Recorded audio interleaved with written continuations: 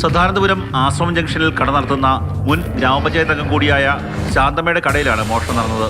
മേശയിലുണ്ടായിരുന്ന പണവും സിഗരറ്റുമൊക്കെ മോഷ്ടാക്കൾ കവർന്നു. ഇതിന്റെ ഓട്ട് മൊത്തം പൊളിച്ചാനകത്ത് കയറി എൻ്റെ പൈസയും എൻ്റെ സിഗരറ്റും എല്ലാം എടുത്തുകൊണ്ട് പോയി. ആകപ്പാടെ മേശയ്ക്കകത്ത് കിടന്ന സകല സാധനവും വാരി വരച്ച് വെളിയിലിട്ട് നശിപ്പിച്ചിട്ടുണ്ട്. ഇതാണ് ഞങ്ങളുടെ ഉപജീവന മാർഗ്ഗം. ഞങ്ങൾക്ക് വേറെ അന്വേഷിച്ച് തരാൻ ആമക്കളൊന്നുമില്ല. ഞങ്ങൾ അധ്വാനിച്ച് ഞങ്ങൾ ഭാര്യയും ഭർത്താവും കൂടെ കഷ്ടപ്പെട്ട് ജീവിക്കുന്നതാണ്. തൊട്ടടുത്തുള്ള കാർ വർക്ക്ഷോപ്പിലും മോഷണം നടന്നു. ഇവിടെ നിന്ന് 2 ജാക്കികളും ഒരു കമ്പിയും കള്ളന്മാർ കൊണ്ടുപോയി. ഇതുപയോഗിച്ചാണ് ശാന്തമ്മയുടെ കട തകർത്തെന്നാണ് പോലീസ് നിഗമനം. ഇവിടെ 2 പൂട്ട ഈ കള്ളനുള്ള പൂട്ടായിരുന്നു.